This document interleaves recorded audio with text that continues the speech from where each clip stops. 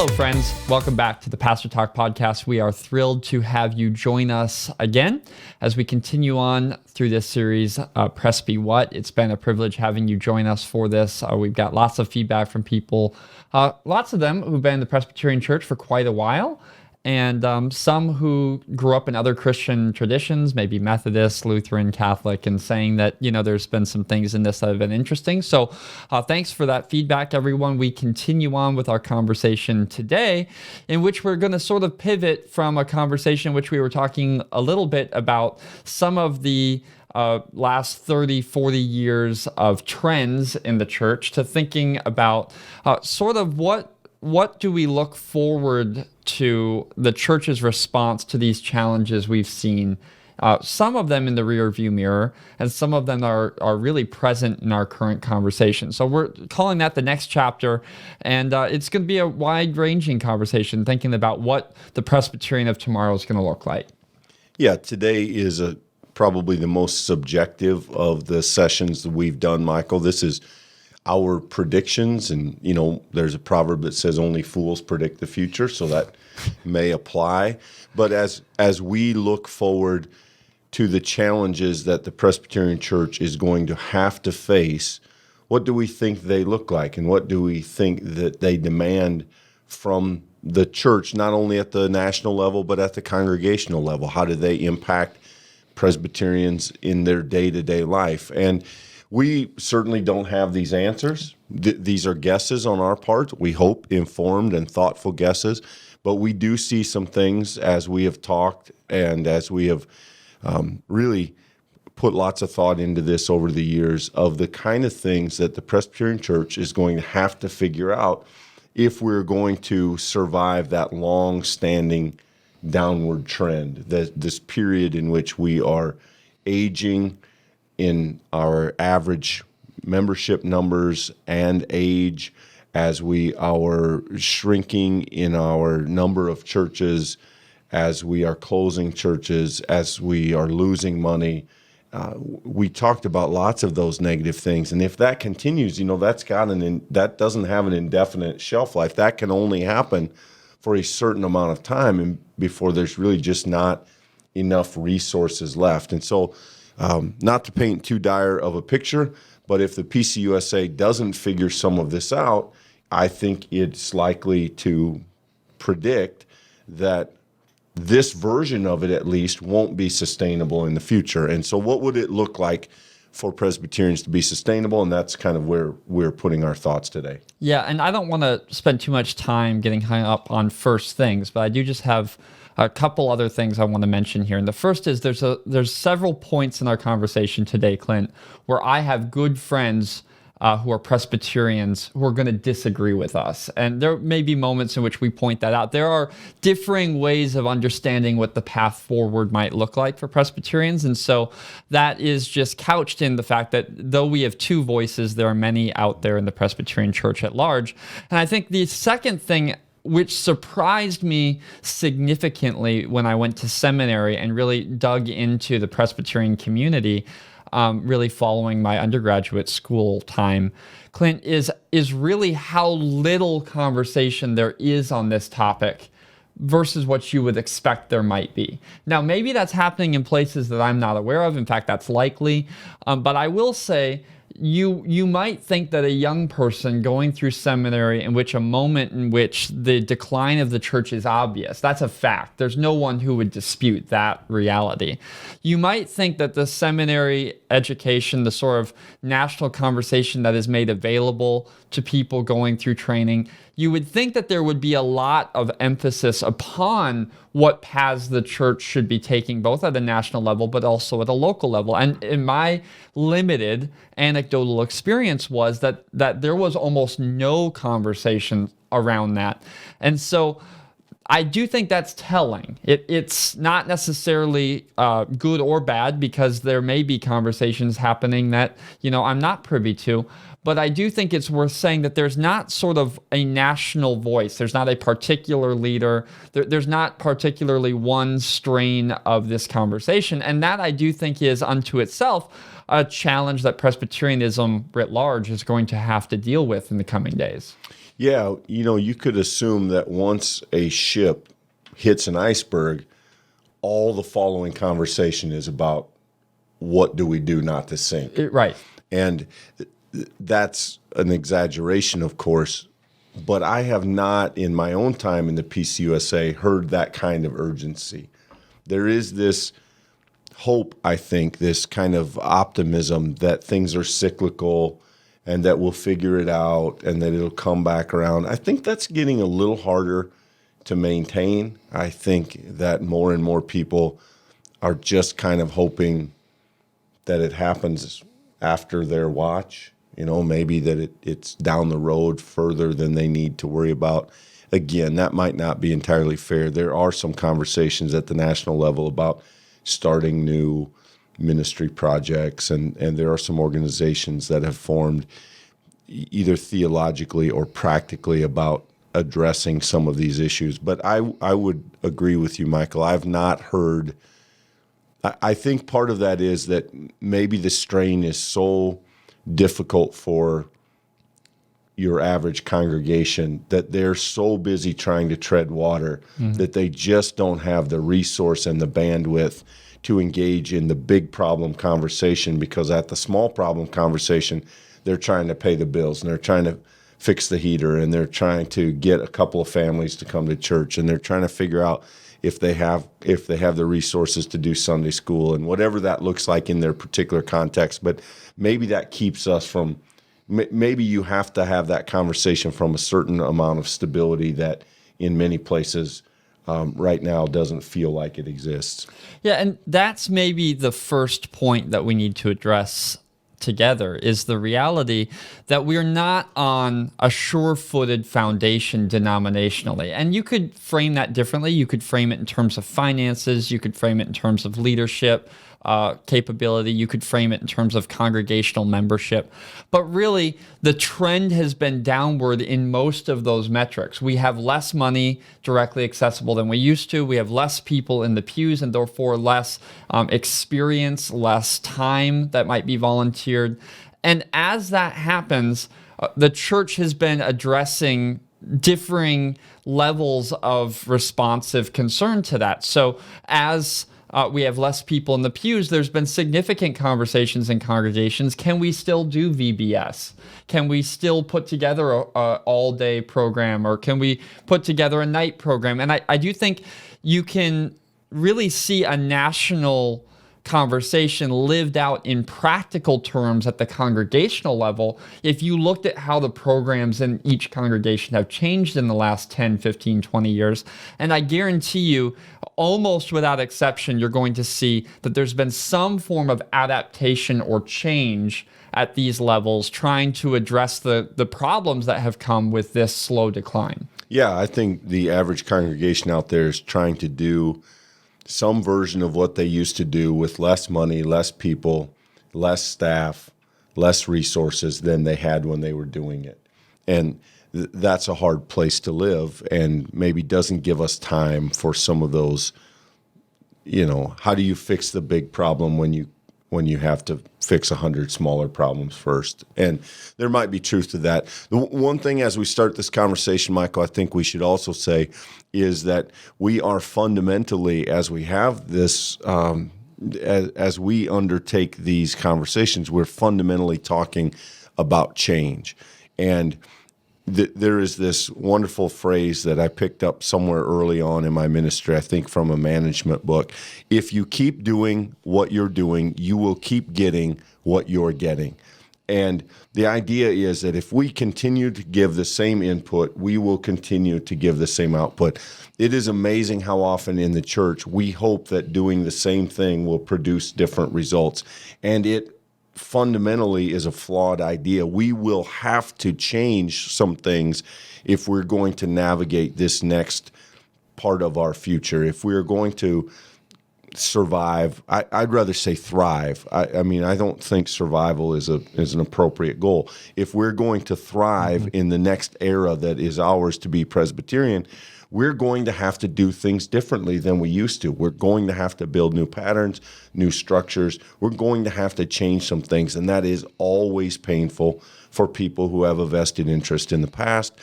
but it's a fundamental truth of moving forward that what got you here won't take you there. And it doesn't, some of those things simply don't work in the same way anymore. They're not as productive. They're not as fruitful.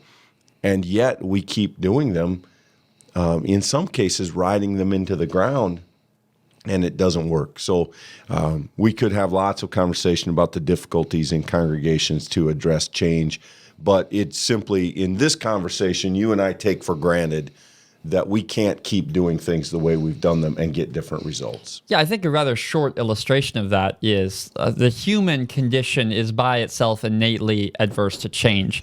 Right now, Walmart is doing remodeling, and I hate going to Walmart because I cannot find anything. I just wish they'd leave Walmart alone. That's innate to the human condition. But even more so, I think, in religious institutions, in churches, it is hard for us to change because we're not just going to pick up milk. There's something about our family.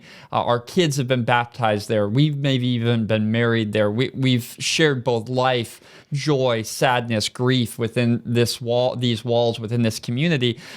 There's a part of us in church in a meaningful and in many cases healthy way. But Rochelle and I, this can go to an extreme. Rochelle and I went to England. We had the privilege of going to England with some friends. And being who I am, I wanted to go tour some churches. So we went to some country churches. And Clint, I was struck by two. One was a church that we walked into, pristine, clean, perfect, and almost void of life. At the back of the church, there was a pamphlet with all of the historical information meticulously put together about all of the influential people who had attended that church, whose pew was who was buried in the church. This was a Church of England church, so that was normal there. And it was clear that this was a beloved but preserved church. Then we went to another small town. There was a church off the beaten path. We walked into this church, and there were toys strewn across the back pew, and there was posters sort of cockeyed on the wall, and it just breathed. The space itself clearly demonstrated people live here. This is somebody's church home. People come here every week. This is a living congregation. And that is the reality. Are we willing to sort of let the sanctuary change? That's a small example, Clint, but the kind of signs of life require us to be willing to let change happen so that the church, the place for people, can continue to welcome more people. And when we stop doing that, we move closer to that first church, which was more of a museum than a community. Yeah. And, Michael, there again, there's kind of a management business entrepreneurial rule that if you're afraid to fail, you increase the chances that you will. And I think in the church, we have often been afraid to try new things or to do things differently because, quote unquote, they may not work. But the truth is, if we don't try new things, many of which may fail, we will struggle to find the ones that don't, the ones that succeed. And so that's a change to our nature. And I think going forward, we're going to have to be more willing to try things, to experiment. We're going to have to adapt in ways. And that's not, as we've talked about our history, that's not where we come. We are thoughtful. We love to plan. We love to cross all the T's and dot all the I's and have everything ready to go. And we're in an era that may not let us do that to the extent that we'd like. If you look at the business world, one of the transitions that seems to have happened, at least this is an analysis by people who I think know way more than I do, is that we've moved from the kind of corporate structure that we see in the Presbyterian church to a much more nimble management style. And so the idea of monthly meetings and annual consultations and all of the things we do structurally, that has a lot of bandwidth and sucks up a lot of energy. And I think some very wise people are asking in the church, is that still a sustainable structure? We live in an era where if something happens in China, we're hearing about it in 5 to 10 minutes. If something is going on in the country, we have access to it almost instantly in the device in our pocket. And yet we have to wait a year to approve a budget, a month to have a meet. We have this sort of slow, cumbersome structure that has served us well, but I think the future is going to demand that Presbyterians find ways to be more nimble and to handle business in a less cumbersome way. Right.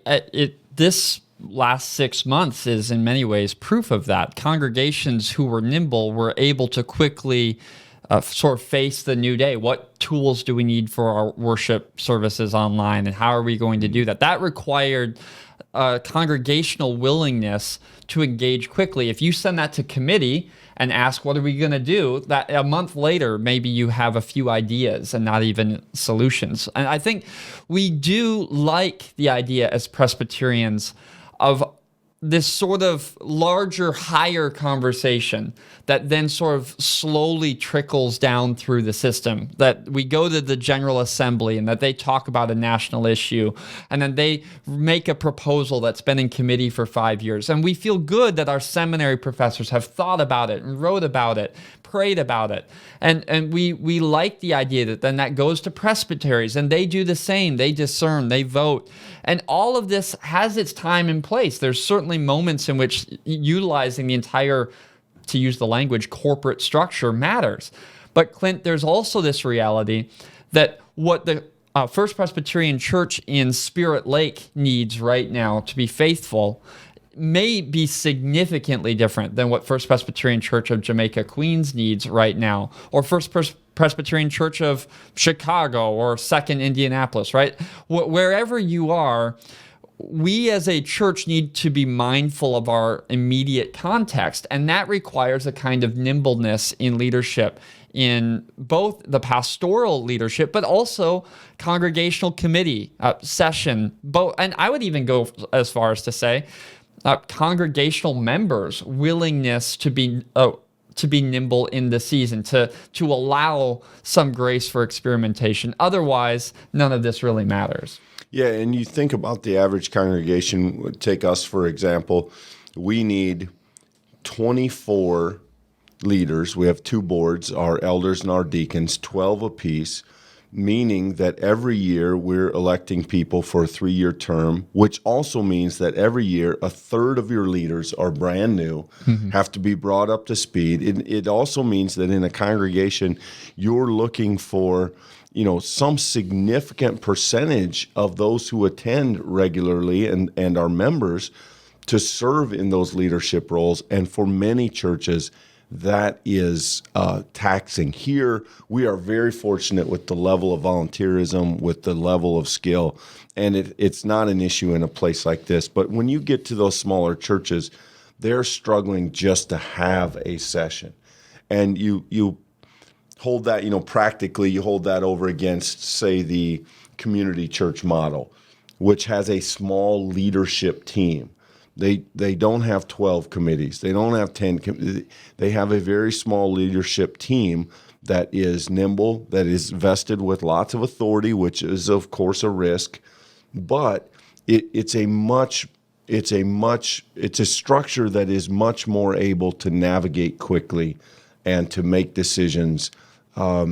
You can let a kind of leadership personality grow through a change like that. And I'm not advocating that the Presbyterian Church needs to get rid of how we govern congregations, but I do think that places that are doing well are largely not doing it the way that we're doing it across the board. I think to connect that to a previous conversation, Clint, we have already talked about how structurally the Presbyterian Church has pushed a lot of leadership down the chain. It's pushed it closer to the congregational level. And that is both a blessing and a curse. If a congregation has leadership, has congregants who are willing to engage with that newfound sort of ability that comes through the nimbleness, then that can be good news. If you're a congregation who doesn't have some of those resources in leadership and in willingness, those congregations are and are going to continue to struggle, because the more and more that we decentralize and we push down towards the local, we enable congregations to respond to their community. But if they're not ready for that, there are going to be congregations who will struggle under the weight of that responsibility. Yeah, and again, as a pastor who's been blessed to have many instances of great session members and great teams of people on the session, that's when things get done. Yeah. When you have that group of people, and to see them rotate off when they are not done serving, when they would stay, and when they would, the kind of leadership that could provide would be interesting. And I think that's a place that the Presbyterian Church, our leadership structure, is going to have to be reconsidered, it seems to me, as we move forward. The other disconnect that I think you and I have talked about a great deal, it's overstated, but this idea of print culture versus digital culture. And you don't have to hang around the Presbyterian Church very often to realize that we are probably, it is fair to call us print culture people. We're still printing bulletins. Our people are still reading books what I mean is covers, pages, physical books. We have hymnals. We have pew Bibles, and Presbyterians, we have been good at that. We have done that well, but that's not the world. We have been, and you would know this better than most, we have been slow to embrace web technology. We've been slow to embrace social media. Those are things that the Presbyterian Church has struggled to incorporate, and it's not just that we're not good at them. I don't think that's fair. It is that they're not part of our culture. They're not part of how we've done things. Yeah, Clint, that is an interesting place. We could probably have a whole conversation of that just because I have more opinions than are due. But I think that we as a church do bring helpful questions to the conversation of digital, right? Because we've already talked about in these conversations about how Presbyterians are unfairly, you might call us skeptical, but we're certainly critical and we're thoughtful. And we come to technology and we say, hey, you know what? Just because it's on a screen doesn't make it good. And we want to have some theological reflectiveness and some nuance. And all of that, Clint, I think we need to bring to the table. But we have, in many cases, allowed that to hamstring us, to keep us from going into places and experiencing and trying what it might be like. And I do think that one of the marks of a church's health is their willingness to speak to people who aren't immediately in the circle, right? To keep the doors open so that people might find themselves welcome. And the reality is, we live in a day in which many of people's first encounter with churches is not inside our narthexes or our sanctuaries, but rather on their device. And that is maybe not a thing that we're entirely comfortable with, but if we're not aware of it and take it seriously, there will be people that we will miss an opportunity to welcome physically in the name of Jesus Christ. And so I think we do need to start being mindful that we shouldn't put all of our eggs into one basket, but we should seek to try to reach the largest group of people that we can for the gospel. And that's going to require us making some uncomfortable moves into spaces we've not traditionally been comfortable in. Yeah, and you think of this practically. What does a church need in order to grow? A church needs participation. And ideally, in the best sense, a church is going to see that participation over a full spectrum of the age range. And that means with some of your lifelong Presbyterians and those who are maybe retirement age and up, we're good at that. We reach out to those folks well. We're accessible. But if you think from about somewhere in the mid-40s, I suppose, or maybe even call it 40 and down, so what we might call young people, quote unquote, or even young families, the ways in which they receive information about the church, the ways in which they search for a congregation, the things they're looking for, it's a very different pathway. Now, I think that they both appreciate the same things. They both appreciate community. They both appreciate openness, welcome, warmth, but they get to your congregation in very different ways. One is sort of word of mouth, and the other is very much with those digital tools.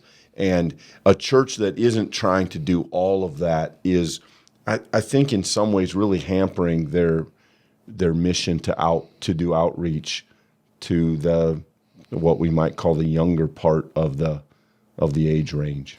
I don't want this at all to sound like back padding. It is, though, a learning that's happened from what you've already described as experimentation. What happens when you experiment, you learn things you wouldn't expect. One of the things that I've learned during this COVID season, Clint, is that we will have a response from younger people to Bible studies in a digital space than what I expected. Let me give you an example. I was just literally having a conversation with a young person in their 30s who has never been to a men's Bible study at First Presbyterian Church. It would have landed at a time that they couldn't have participated, who has told me that every day that they can, they watch the daily Bible study at work, that's a space and time that they can access, and they enjoy that. And it struck me, oh, wow, just by simply changing the context, we've enabled this individual to now engage with a ministry of the church, in this case, on a daily basis. Now, that's not necessarily just because it worked in one person's life, you do it forever, never changing. That's not what I'm suggesting. What I am suggesting is when you experiment, you do find out in these instances, oh, wait, we can reach people that we weren't reaching before if we try this thing. Maybe that's a thing we need to take seriously. Yeah. And I think, that's a place that lots of churches struggle. And to be honest, it's not a place that I've seen a lot of resources from our denomination, our national church. I don't think helps at the grassroots level in terms of how do we use the technology and tools, how do we evaluate them, how do we apply them, and how can we incorporate them into how we're doing things in order to do them better, to do them well. I think that will certainly be ground that we're going to have to cover. I don't think culture is going to let us continue to be lazy in those areas or to be uninvolved in those areas. Right. Well, because we live in a moment that's filled with tensions and filled with opposition in the cultural space, in the larger culture that surrounds us. And Clint, that problem is writ large within our own Presbyterian family. We are really struggling with a tension between unity as people of Christ who are bound together by our faith and our common affirmation, and unanimity, that we are all going to be the same, that we're all going to think the same, that we're all going to register the vote the same. We are on a national level, and I think even most Presbyterians could even point to this at the local congregational level. We are struggling in our larger context to remain faithful to the unity that we have in Christ, as there seems to be much deeper rutted paths that are happening in our public discourse. Presbyterians are finding themselves taking some similar stances on opposite sides, and that makes it difficult, I think, for us to continue to work forward on some of the things that require our unity in Christ. Yeah, and in some ways, we have been a church that has pursued diversity. Michael, I think you'd have to say, particularly in the sexuality, gender conversations that we've had over the last 30 years, there is a large segment of the Presbyterian Church that has been very concerned and passionate about being open to the full range of people within our cultural experience. But in other areas, I think we have struggled, specifically racial, ethnic. I think that we talk a great deal about diversity. We don't practice it very well at the local level. There are very, very few congregations in the Presbyterian Church that you can walk into on a Sunday morning when that used to happen, and you're going to find a mixed racial crowd.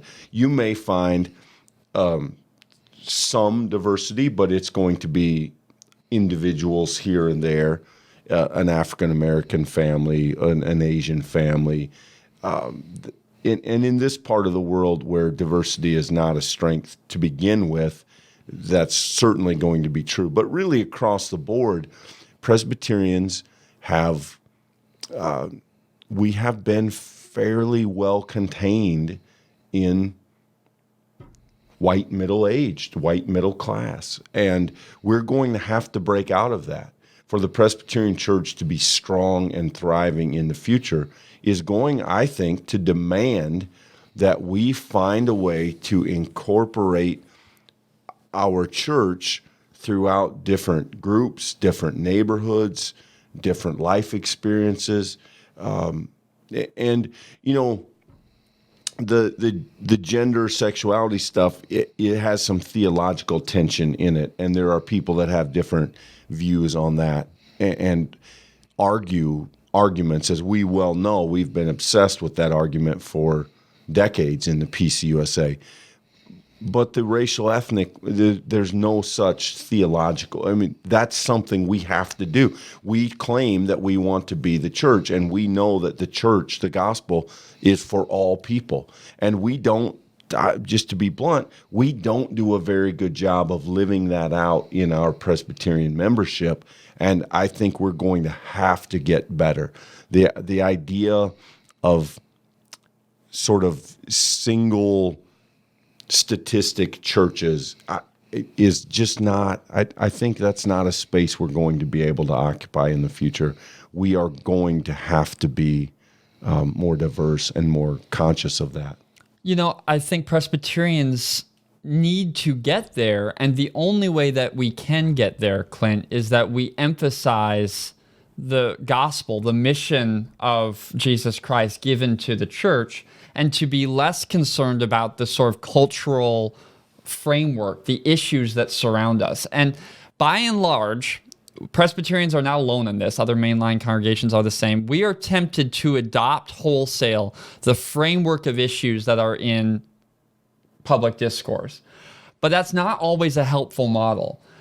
We are often, because of Christ's call to love our neighbor, and yes, even our enemy, we often as Christians come to conversations being had in the wider culture with a kind of grace for both parties, or with a nuanced perspective on both issues. And the Presbyterian Church has, at its worst, it has walked some of those lines of picking issues that you have to sort of be on this side or that side. And there are times in which having a stance matter. Don't hear me as being a relativist, but I do think that there are important moments in which we are committed to going out, to baptizing in the name of Jesus Christ, to remind and tell the world that surrounds us that Jesus Christ loves and forgives us and desires to be in relationship with us. And Clint, we so often, churches are much quicker to go in and pay thousands of dollars to get a sign that they put in their front yard than they are moved to go and invite their neighbor to church, or to go and bring food to the person who just had surgery and to sit with them, even if they're not a church member, right? We sometimes forget the power of relationship, the power of going and sharing love and grace with other people, for doing the work of Christ in the world. And we sort of replace that for stances on issues and signs and bulletins. And I do think that we need to, in some ways, reframe away from some of the easier things that we've committed to towards the more difficult relational things that strike much closer to the scriptural account of what we're called to be. Yeah, in some ways, Michael, I would say this is a contrast to some of what we've talked about earlier in this sense. There are places, say the print versus digital, say the diversity versus uniformity. There are places where I think we have to move toward the culture around us. We want to follow some of the example. The world is becoming more diverse. The world is becoming more nimble. The world is becoming more digital. And to function in that world, we need to at least take some small steps that direction. In this regard, I would say just the opposite. Right. The world is becoming more divisive. The world is becoming more single issue driven. The world is happy to hold up a sign and chant a slogan for a couple of days until the next one happens and then go on. And I think in that regard, the church can't follow. We can't do that. We cannot be single focused. We cannot just go on to the next thing and the next thing and the next thing. We have to stand in a place where we say the gospel determines our response and our engagement with the issues of the world. It's not the issue for its own sake. It's what the issue has to do with being the people of Jesus Christ, which is our central and unchanging mission. And the issues will come and go to some extent, but I think we do ourselves a disservice when we simply jump on the next bandwagon. And I'm not accusing the Presbyterian Church of doing that, though there are times when we move quickly from thing to thing, and it sort of feels that way. Yeah, actually, this is the point in the conversation where I wanted to say I have close friends who are going to argue at this point in the juncture that we're wrong and that the church needs to be more clear focused on issues and make clear statements and with a kind of, I would argue, uniformity, they would argue unity, move forward towards addressing those issues. I think the temptation in doing that, however, is to, or rather not the temptation, the weakness of that is the closer you get to adopting the cultural framework of issues, the farther I think you are from being able to evaluate that from a gospel lens. And we're often compelled to do things that are far more nuanced than what the cultural conversation is capable of doing. The church has a long history of running into cities to save those who are sick while everybody else in the city is running out. And some of those people who are sick would have been enemies of the people running in to save them. I think the church has, at its best, been driven by the love of Christ for neighbor and for enemy. And so therefore, Clint, we have to call upon a higher order, both morally, but also I think theologically. And to whatever extent we allow ourselves to become pigeonholed in one issue or even 4 issues, I think we begin to lose some of that theological authenticity that we find in being unified, truly unified in Jesus Christ. And so, yeah, I'm making that sound easy. It's not. There are going to be those who say that you're forsaking gospel issues in doing that, and there are going to be substantive disagreements about how to move forward in that context. But however we do so, I do think we need to be mindful of a higher calling than just sort of engaging in single issue conversations. Yeah, I want to be clear that neither of us is saying that the issues don't matter. The issues are vitally important. And, right. And what we're not suggesting is that we skip over them and ignore them or not pay attention to them. I think what I'm saying, Michael, is those are moments when our heritage of being a little on the slow and thoughtful side probably help us.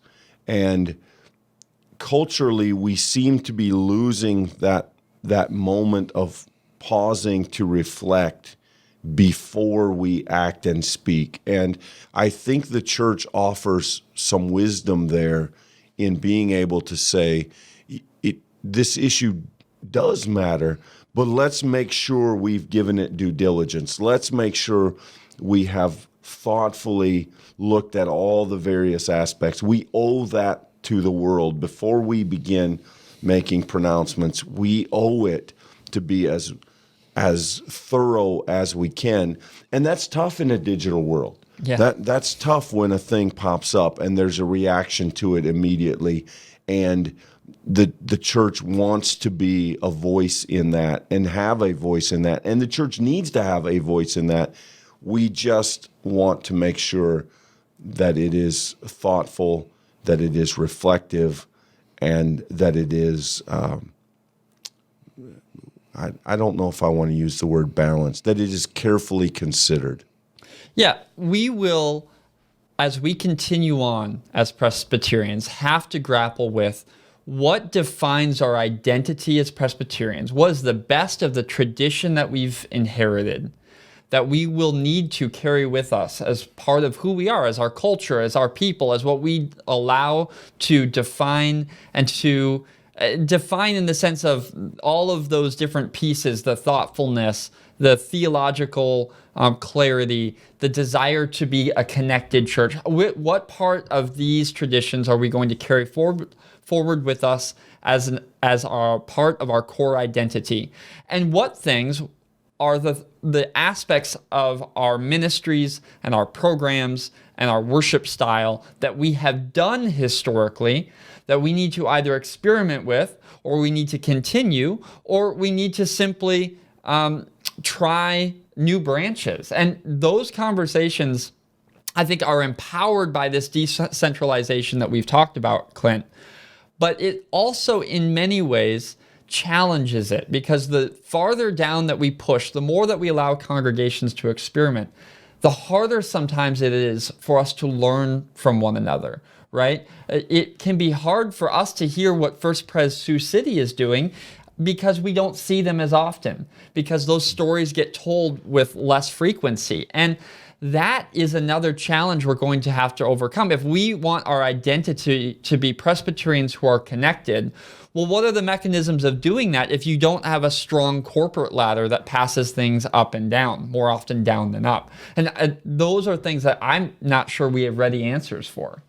Sure, and the idea that you go to a Presbyterian meeting every month or every quarter, and that makes you connected to other congregations is just really not, it's just no longer an idea. I don't know if it ever worked. I suspect there was a time that it did. I think of the pastor I grew up with. He loved Presbyterian meetings. That was his church, his fellowship. That's where he saw other pastors. That's where they shared stories. I don't know if those meetings continue to function like that for people.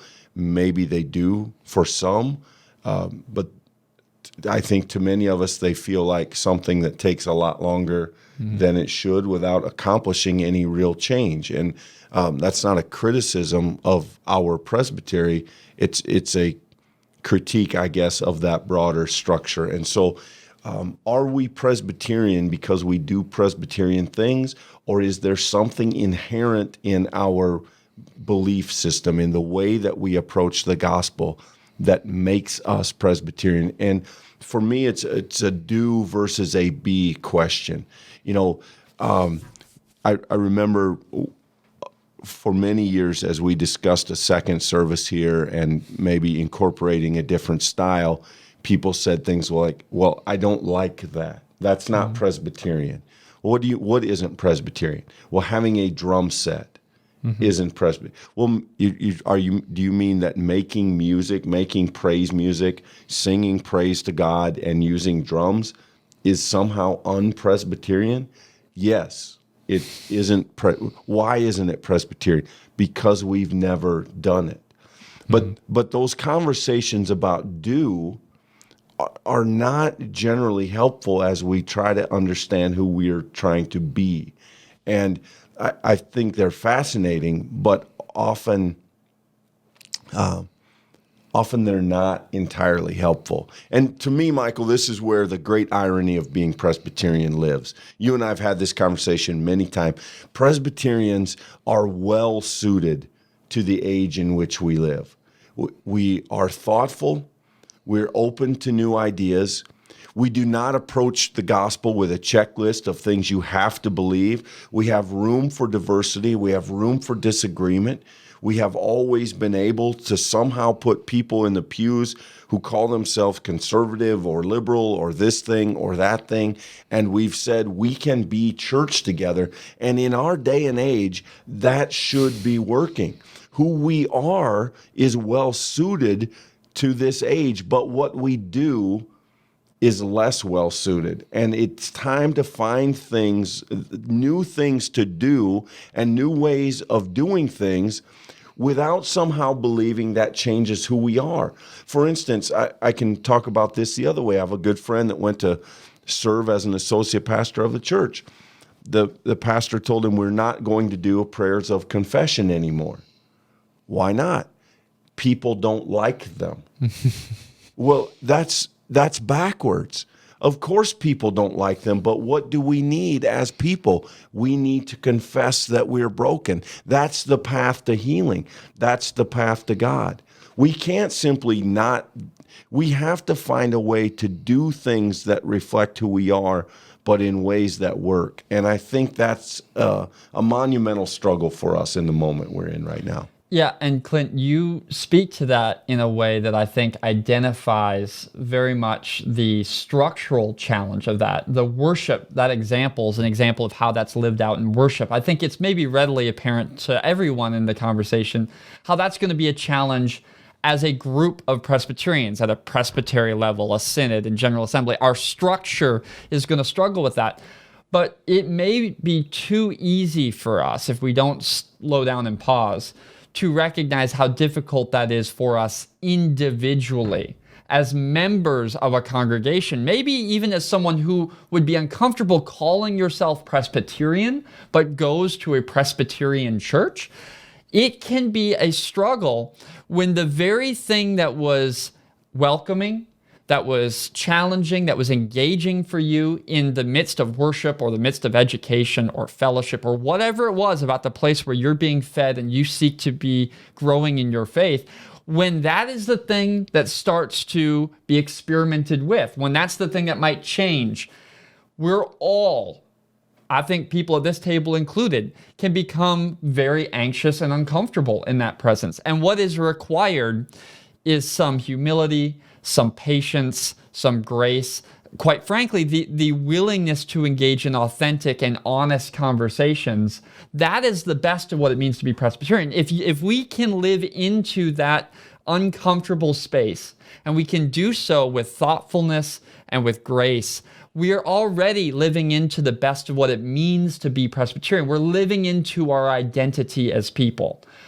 But we have to identify, name, and be honest about there's going to be challenges down that road. We are going to struggle, not just as a system or group of people who call themselves Presbyterians.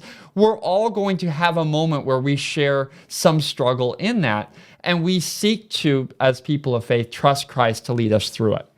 Yeah, I think for me, Michael, one of the ways I frame that is, what are our non-negotiables? And one of the areas in which we struggle has to do with when we confuse our preferences for our essential practices. So let me take that example. Presbyterians, we need to confess our sin. That's a non-negotiable. We believe theologically that we are broken people and that confronting our brokenness is the pathway to grace in Jesus Christ. It does open us to humility and to discipleship and to growth, to confess our tendency to get it wrong, our tendency to judge, our tendency to exclude, our tendency to do all of those things that our brokenness leads us to. That's a non-negotiable. Singing with drums or piano, that's a preference. Worship is a non-negotiable. The way in which we worship has plenty of wiggle room in it. And when we confuse our non-negotiables as a people with our preferences as individuals, we're going to struggle. And we need to be able to come to a table together and discuss those things in some real ways. So we have a wonderful woman in this church no longer with us who said, the day you bring in a drum set, I'm out. I'm leaving. And I said, do you think God hates drums? And she said, no, but I do. And right, that's a wonderful illustration of the difference. And Presbyterians at the individual level, each of us, if we're going to move forward collectively, are going to have to say, I don't get to have every preference. I can't, I'm not guaranteed. This is about our fundamental convictions, not my individual preferences. And I think we're going to have to, figure that out as we move forward. We need a space in which everybody can be engaged at some point. And at some moment, everyone says, boy, that really worked for me.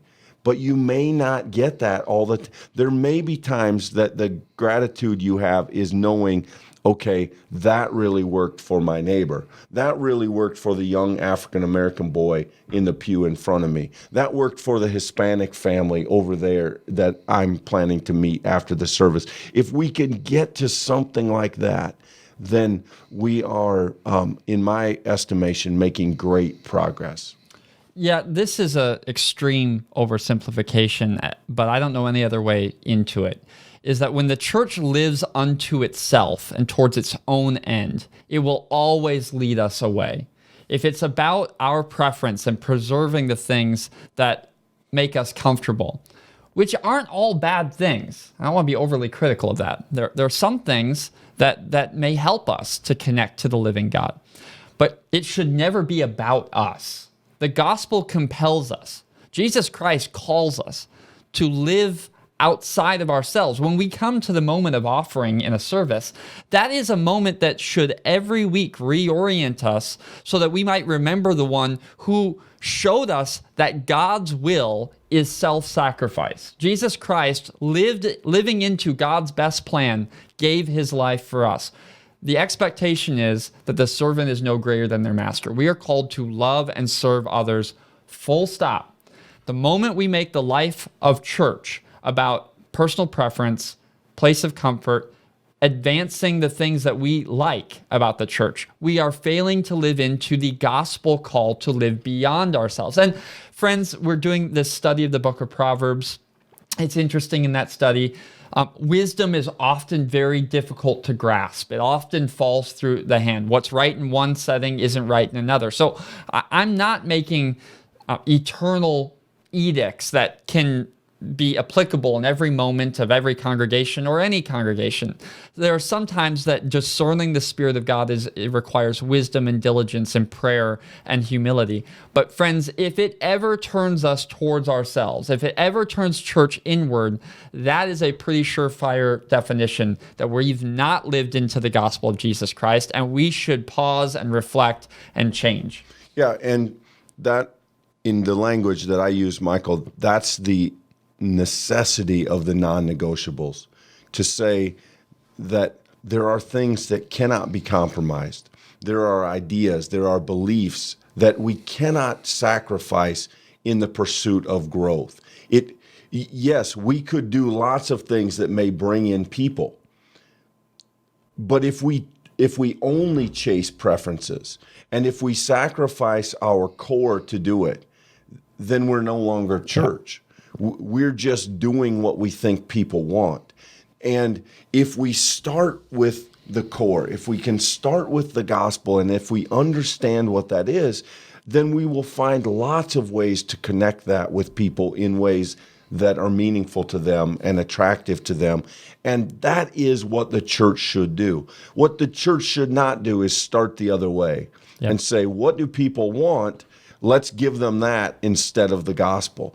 And I think one of the fundamental, if I were to put my finger on the core struggles of the PCUSA, is that if you ask Presbyterians what our non-negotiables are, what is the core of the gospel that we cannot sacrifice, I think the average Presbyterian may struggle. I'm not sure that we as congregations and as denomination have communicated very well what it is that we consider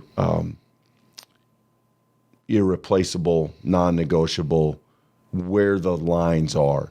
We have, in the attempt to be sort of all things to everyone, made it difficult for the people of our church to say, this is the line that we don't cross. And I know that that's troubling language, and we could spend a lot of time parsing it out and what do we mean and what do we not mean.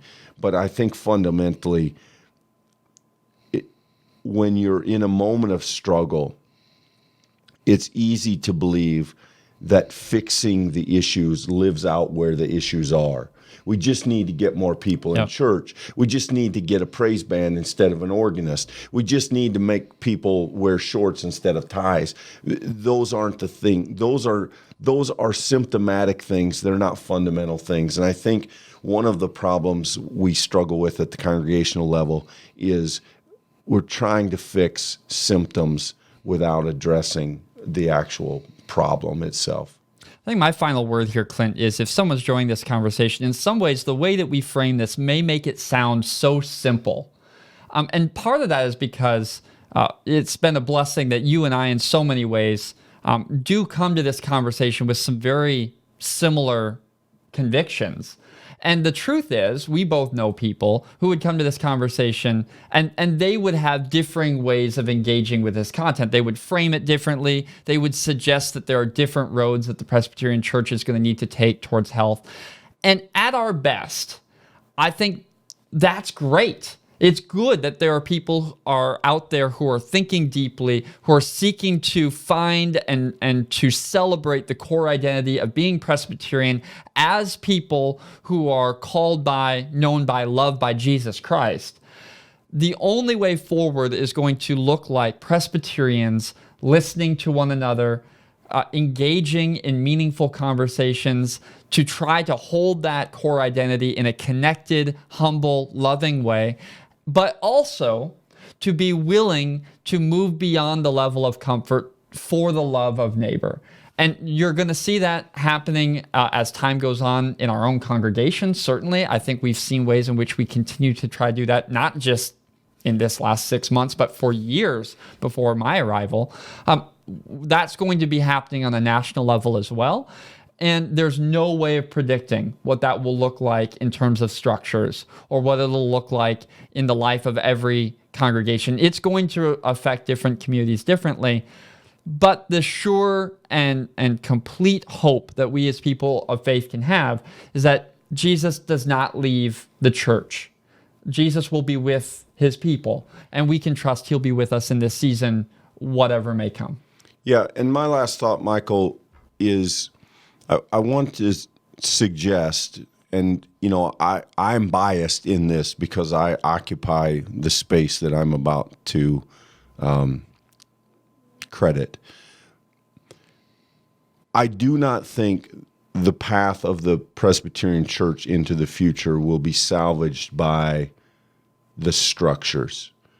In other words, I don't think this is a top-down fix. I don't think in the hierarchy of our system, the General Assembly is going to come up with something that trickles down and creates a kind of reformation and renovation to the Presbyterian Church as a whole.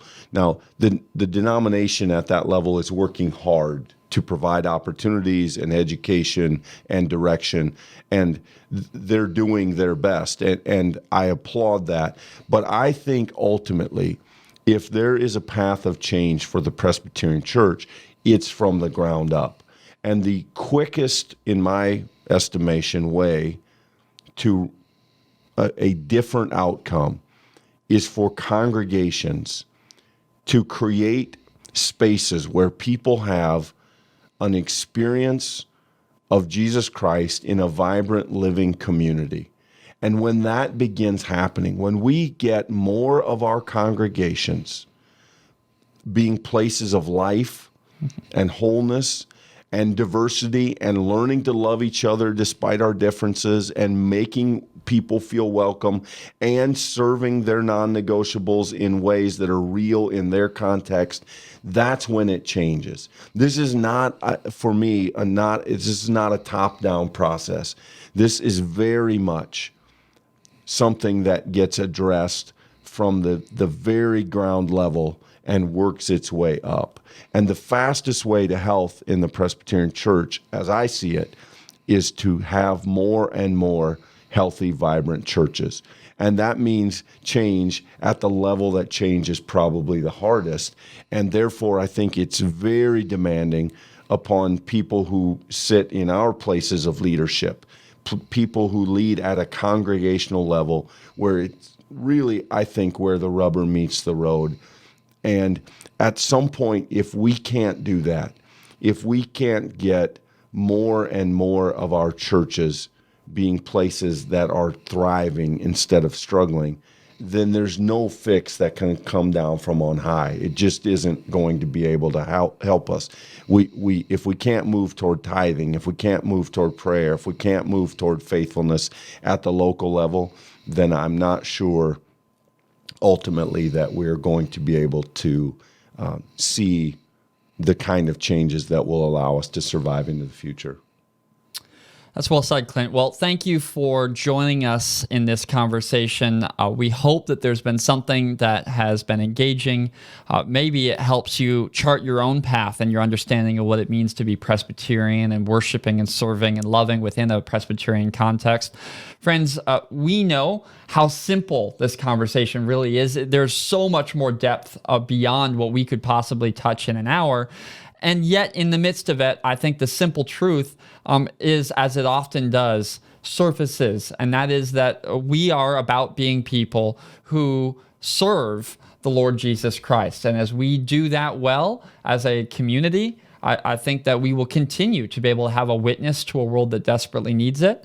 And we do that not by our strength, but by His. Yeah, and thank you for being part of the conversation. Love to hear your thoughts, ideas. Send them to us, email, leave comments. We very much understand that we don't know anything, and we learn more as we pursue the conversation. So if you'd like to join in it, we'd love to hear your voice. Well, friends, that's all for us. We look forward to having our next conversation with you next week, Wednesday at 9 o'clock Central Standard Time. But until then, be blessed. Thanks.